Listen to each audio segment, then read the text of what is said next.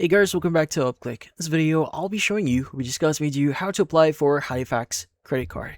But first, check a special offer in the description. So let's get started. So if you want to apply for a Halifax credit card here and get your own card, well, the thing that you need to do here is you first need to access the appropriate pages or the appropriate website. So since the application process is done through their website.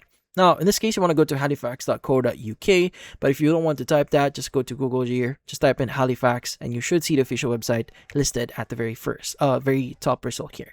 But yeah, once you access the website, what you need to do is you want to go to the top section here, look for the menu option, click on it. Now, the thing with credit cards, it's actually under the borrowing page or menu section. So you want to hover over borrowing here, look for credit cards, and you want to go ahead and choose one of the following options. Now, obviously, there are going to be cards already listed in here, but I would highly recommend you to choose the credit card eligibility checker first. Now, in here, you should be able to scroll down a bit, and you want to go ahead and just look for the section that showcases all the cards. So let's go and click on See Credit Cards. Now, it should list down all the cards that they do offer. So they have the Cashback Credit Card, World Elite MasterCard, Everyday Spending, and a lot more. So as an example, let's go and choose the option that says about Cashback Credit Cards. Now, from here, you should be able to see the information regarding that card. Now, the thing with Halifax here is they have what we call a soft credit check. So meaning they will still check, or they will check your eligibility regarding the specific card. Now, in some cases, you may not be eligible for certain cards, but you may be eligible for one with them. So that's why they do check.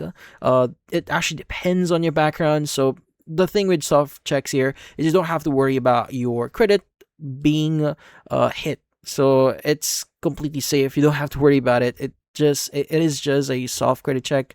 But yeah, what do you need to do next is you want to go and scroll down a bit here and look for the option that says check your eligibility. Let's go and click on check your eligibility.